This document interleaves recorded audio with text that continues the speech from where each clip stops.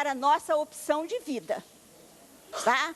Mas são coisas que não podem afetar a vida da gente se a gente realmente deseja ser o que a gente quer ser, tá? Então, eu me coloco à disposição e desejo a vocês muitas felicidades, muita reflexão nesse momento, tá? Para vocês sentirem, como Estela sempre me disse, Deise, qual é a essência das coisas, né? Quer dizer, o que está doendo mesmo?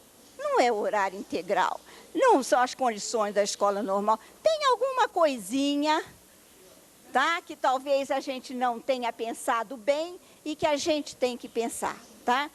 Certo? Quer dizer, então vamos pensar. E se vocês quiserem, né, uma pessoa de outra geração, porque também de conflito de geração é bobagem isso, tá? Nós estamos aqui para trocar experiências e dar um pouco, ninguém dá experiência a ninguém. A gente simplesmente apresenta e vai vendo o que aconteceu, tá bom? Então era isso que eu queria falar para vocês, tá? Eu acho que nós estamos prontos a ampliar esse oferecimento. Não é a Deise só que se oferece como voluntária para discutir e conversar com vocês. Aqui vocês têm mais um voluntário. E acredito que se eu for perguntar, vocês vão ter mais um, e mais um, e mais um. E daqui a pouco vocês terão um batalhão de voluntários. Tem algumas coisas que eu gostaria de resgatar nesse Distrito Federal no ensino normal. Vocês estão falando de horário integral, nós em 60 tivemos horário integral. Onde a gente almoçava? Debaixo das árvores. Sabe onde a gente almoçava em 60? Debaixo das árvores. Quem sentava debaixo das árvores? Os professores e os alunos. Sentávamos debaixo das árvores. Era uma maneira de... Eu não estou dizendo que essa é a solução, estou dizendo que é um passado a se estudar. São alternativas a se estudar. Por exemplo, nós tínhamos os clubes e nós éramos muito felizes nos clubes. Nós fazíamos coisas de artes lindas no clube de artes. Nós tínhamos clube de inglês, clube de música, até de xadrez nós tínhamos clube. Nós tínhamos clubes nos horários de lazer à tarde, na escola na Caseb. Nós aprendíamos, nós tínhamos para a parte de português, declamação, poesia. Nós tínhamos isso no horário de tarde. Por que não podemos resgatar isso? Nós temos algumas coisas a resgatar da reforma total que a professora Consuelo tentou imprimir no Distrito Federal, em Brasília, lá por 1968. Tinham ideias maravilhosas ali, que podemos discutir. Ideias novas surgem de ideias velhas. Não pense que ideias novas surgem no estalar de dedos. É discutindo ideias velhas. É repassando coisas que já fizemos. Então nós estamos dispostos, se vocês quiserem, se vocês nos convidarem, se vocês acharem que é válido, nós gostaríamos de vir para a escola normal e conversar com vocês. Vamos discutir, vamos abrir alternativas, vamos buscar novos caminhos, a partir dos caminhos já trilhados. E esta oferta está de pé e é para valer.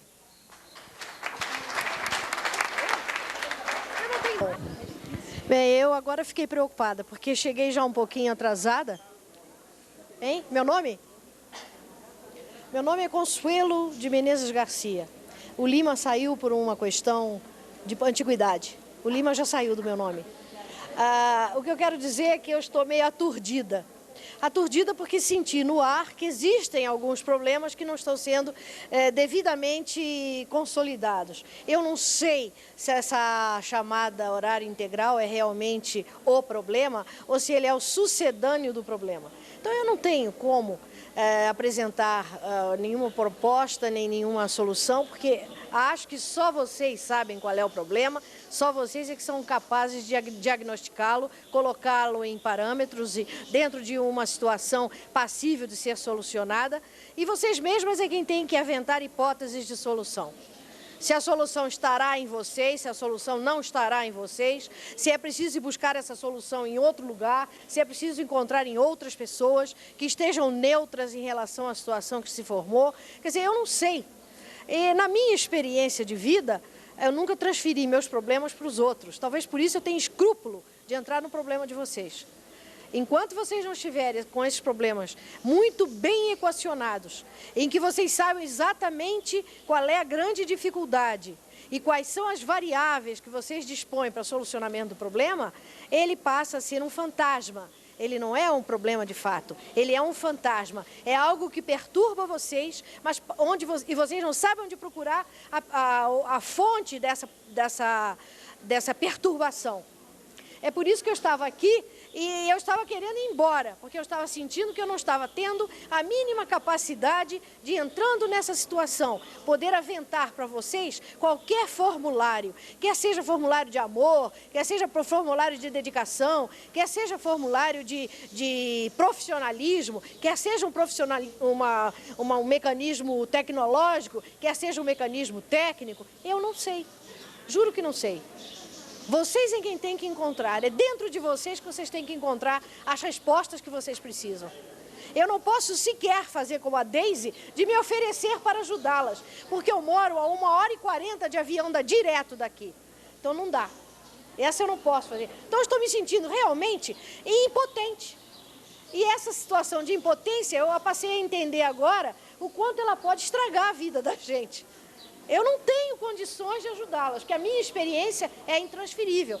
Toda experiência é intransferível. Se não o fosse, talvez não fossem nem necessárias as escolas.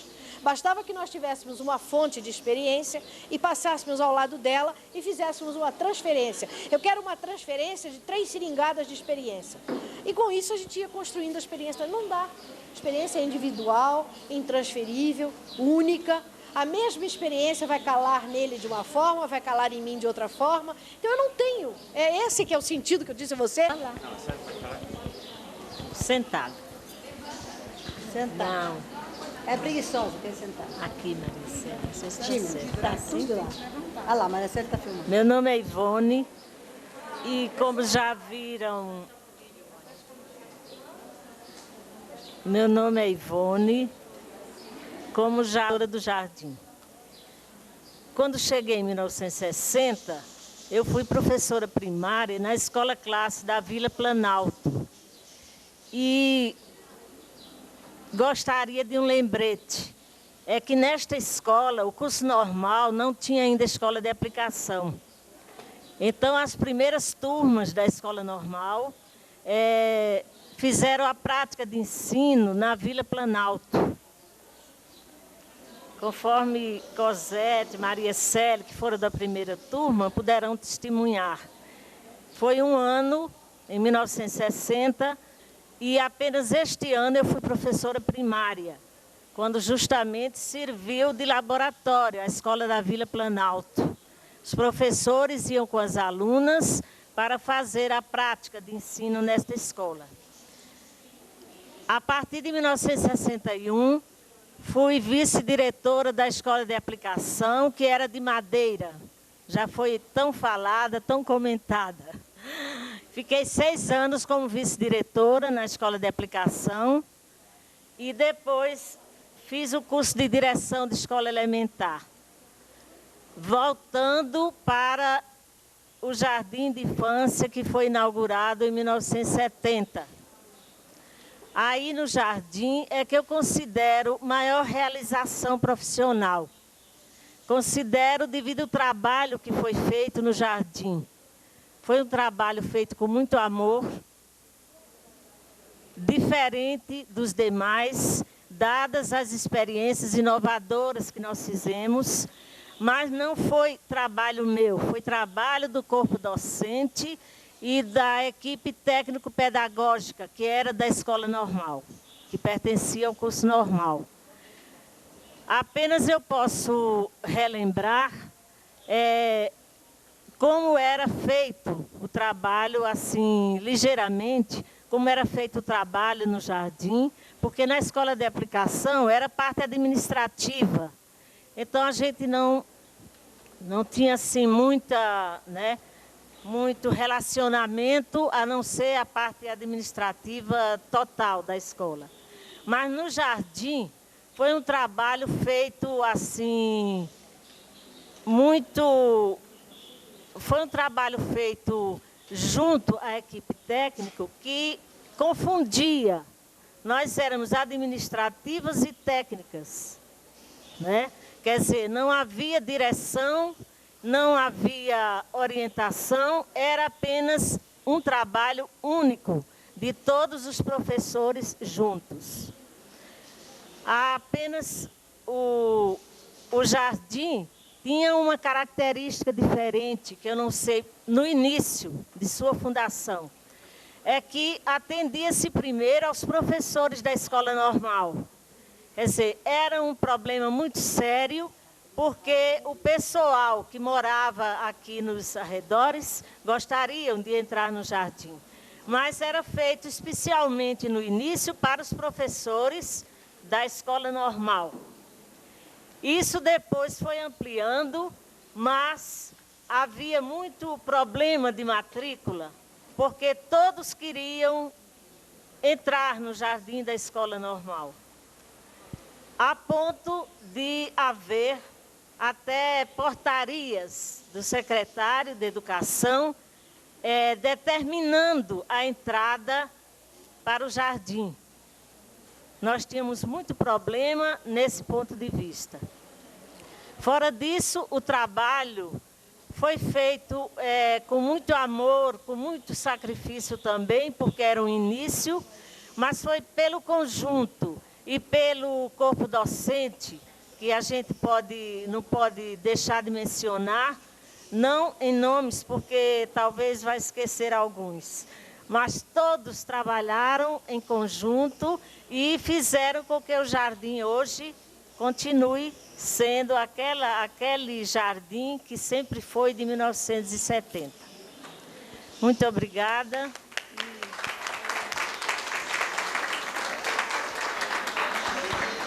Antes de nós passarmos passar as palavras para o público, eu fiquei sabendo que tem algumas perguntas para serem feitas, é isso? Alguém tem que fazer a primeira pergunta?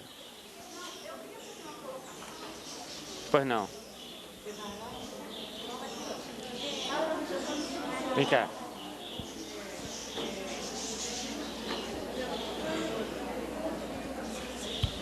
Boa tarde. Eu sou aluna aqui da Escola Normal. Estou gostando muito dessa mesa redonda, de poder participar. E estou achando que essa nossa mesa redonda está muito restrita. Por que só a Escola Normal de Brasília está tendo esse privilégio? Será que é só aqui que é formado professores no Distrito Federal? Cadê as escolas do Gama, Ceilândia, das outras satélites? Por que só nós temos direito a isso aqui? Por que isso aqui não foi estendido? Qual foi a falha? A pergunta é a seguinte, a pergunta é por que as outras escolas de aplicação, as outras escolas normais, não estão participando deste evento. A resposta é porque nós estamos trabalhando num ciclo que começa em 1960 e termina em 1990. Nós não estamos falando sobre a Escola Normal de Brasília, nós estamos falando sobre o curso de magistério em Brasília. São 30 anos do curso de magistério em Brasília. É um curso que começou no CASEB, foi para o Elefante Branco e veio para a Escola Normal de Brasília, não foi para a Escola Normal do Gama, nem da Ceilândia. Então, por esse fato, por essa trajetória, é que nós estamos só nos situando em termos de Escola Normal de Brasília, que trabalhou antes no Elefante e muito antes no CASEB. Mas tinha uma pergunta a ser feita para uma professora. Alguém quer fazer o favor de colocar?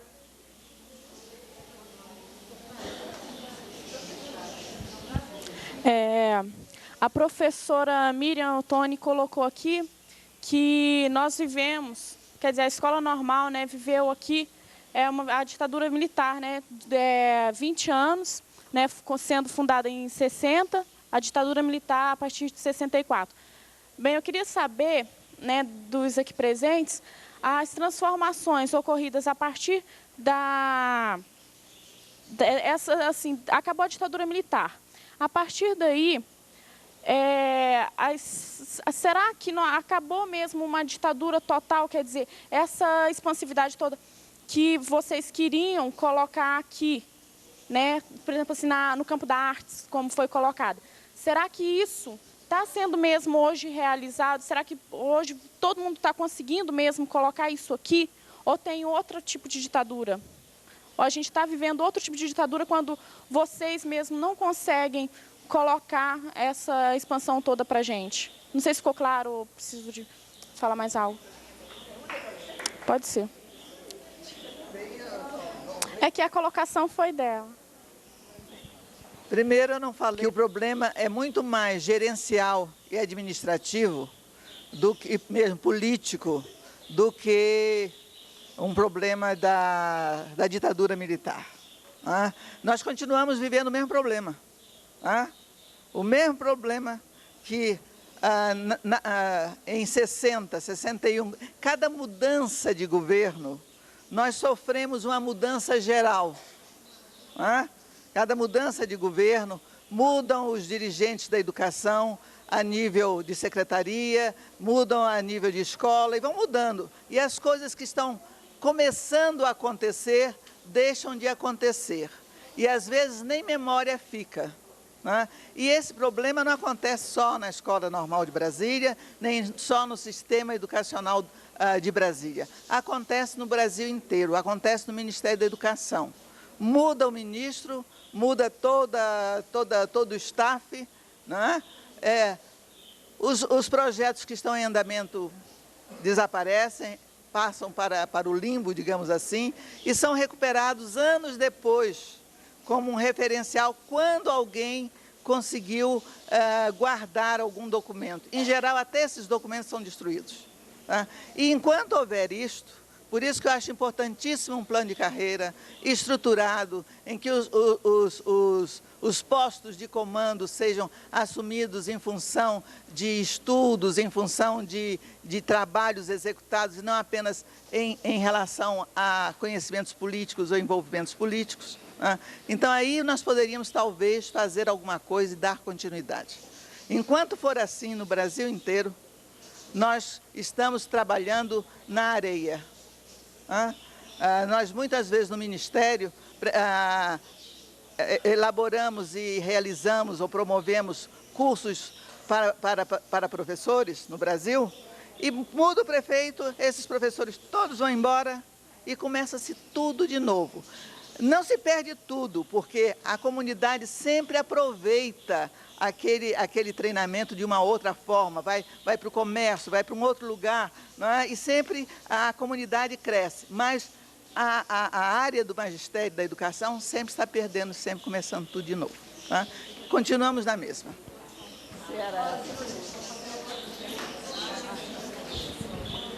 Olha, eu acho que a aluna levantou uma questão importantíssima, que é a colocação dos problemas gerais que se apresentam aqui hoje, dentro de uma questão cujo nome não apareceu com todas as letras e que a gente vai dizer que é a construção do processo democrático que todos nós desejamos. Então, o que me parece, e eu dirigi a escola no período da ditadura militar, eu dirigi no período de 70, e uma das coisas mais... Eu tenho dois momentos muito importantes na minha carreira, que foram para mim uma marca. Um deles foi quando eu me ausentei da direção da Escola Parque, em 1963, e que o auditório repleto de professores e alunos fizeram manifestação na minha saída, que eu saía para fazer um curso no exterior. O outro foi quando eu deixei a direção desta escola, e que o auditório repleto de alunos e professores, o professor que me saudou na saída, começou o professor José de Arimateia, que havia entrado nesta escola por um mandato judicial, escolhido pelos colegas para saudar na saída, ele me disse: nesta casa há liberdade. Então, isto foi uma marca que, se eu pudesse ter registrada no meu currículo profissional, eu a teria. Eu a registrei na minha cabeça, no meu coração. Então, o que eu quero colocar é que a sua questão é muito importante, porque a construção do processo democrático não se faz por decreto, não se faz da noite para o dia. Ela se faz num trabalho onde os princípios da democracia estejam muito claros para nós, entre eles o do questionamento.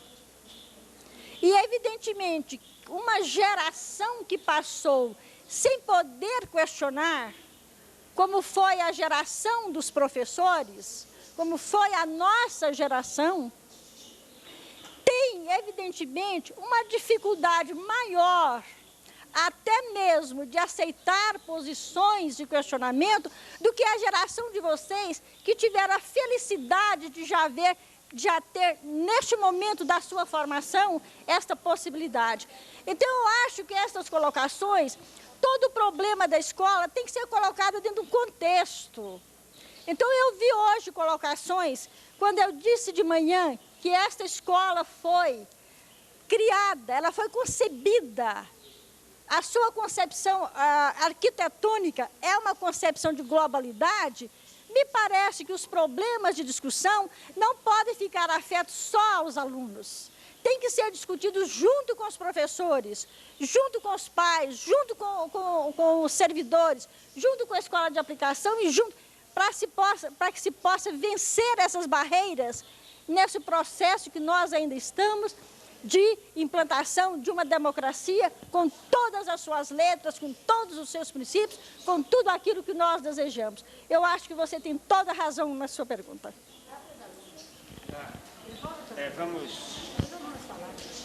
Vamos abrir aqui as palavras para o público. Parece que tem uma professora, a primeira professora que se inscreveu foi a professora Aide. Depois tem mais 2 professoras inscritas. Se alguém quiser se inscrever, pode falar. Não ficar atrás ninguém para minhas costas, não. Bom, fico aqui? Não. Só acho televisão.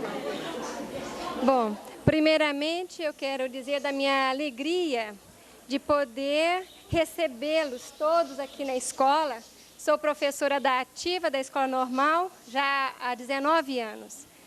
E nós estamos na fase final, porque já tem 27 de magistério, saio este ano, me parece, da Fundação Educacional.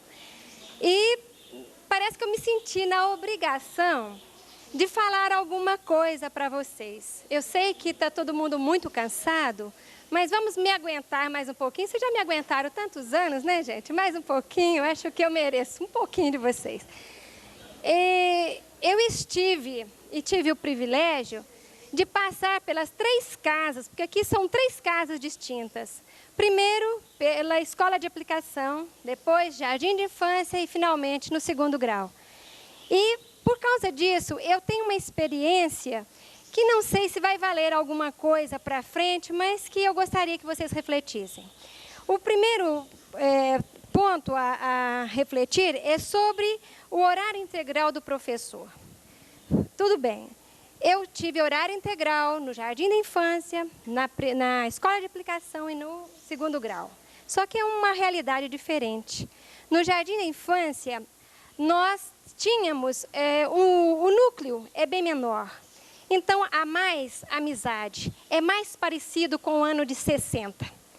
O núcleo da escola de aplicação é um pouco maior, apesar também de ter o horário integral e o professor não ficar envolvido com aula, jardim de infância e 1º grau, não fica envolvido com aula, e sim diretamente com os trabalhos pedagógicos e com as crianças, para trabalhos de recuperação, quando essas têm necessidade. Então, o 1º grau parece mais com os anos 70. E, finalmente, a escola normal, que é mais para os anos 80 a 90, que é um ano mais de turbulência, menos amizade, menos envolvimento, porque é uma escola maior, e quanto maior o núcleo, menos envolvimento pessoal, menos envolvimento emocional entre as pessoas. Então, o que eu gostaria, mas modificar isso não tem condição, porque são realidades diferentes, isso aí vamos ter que arrastar pelos séculos da vida. Mas uma coisa poderia ser feita, é que o horário fosse obrigatório, integral, somente para o professor. Mas que ele ficasse aqui em trabalhos de elaboração de material, enriquecimento pessoal, para poder se realimentar, para ter condições de dar melhores aulas.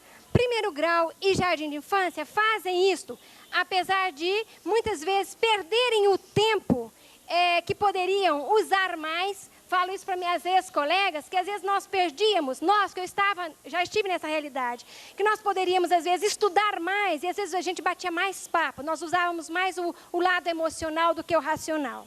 Já na escola de aplicação, a gente trabalhava muito, não tinha muito tempo de bater papo com a colega do lado, mas a gente estava envolvida no crescimento do aluno, e de repente sobrava um tempinho para o bate-papo com a colega do lado.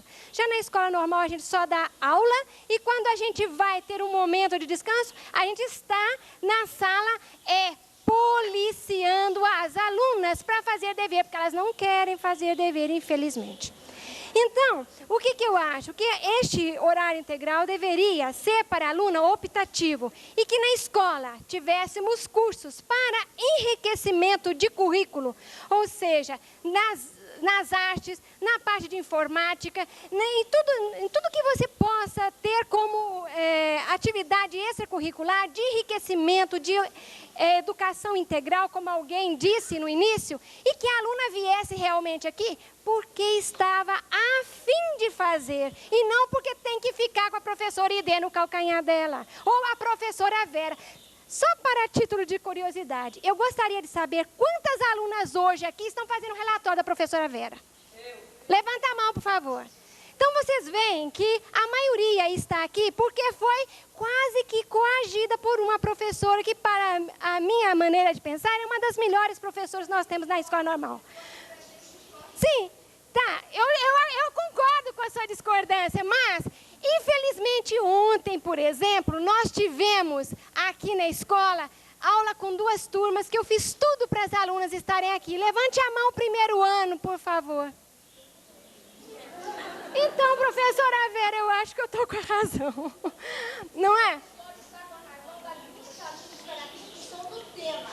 Ah, sim, lógico, não, lógico. Não, você está coberta de razão. Eu estou dizendo isso, que quando elas não estiveram assim, muito envolvidas com este momento, não estiveram muito emocionadas com este momento, que para mim isso aqui foi fundamental. Então, eu acho que para vocês o tempo integral deveria ser optativo com esta busca de enriquecimento e não para ficar aqui estudando. Estudar você deve fazer em casa com o seu short, com a maneira como você gosta de fazer. Agora, e finalmente, o problema da grade curricular. Eu, ano passado, dava língua estrangeira moderna. Gente, era 1 hora por semana, 50 minutos, para a aluna, depois, no 2º e no 3º ano, esquecerem o que parcamente a gente deu e porcamente a gente deu num 1º ano. Então, tem matérias, eu digo pela minha realidade, mas eu tenho outras colegas aqui que dizem que é um absurdo o acúmulo de disciplinas, que no final é muita coisa para se informar e no final não sai nada de positivo, não fica nada de consistente. Então, repensar essa grade, dosando mais e com maior número de aulas e menos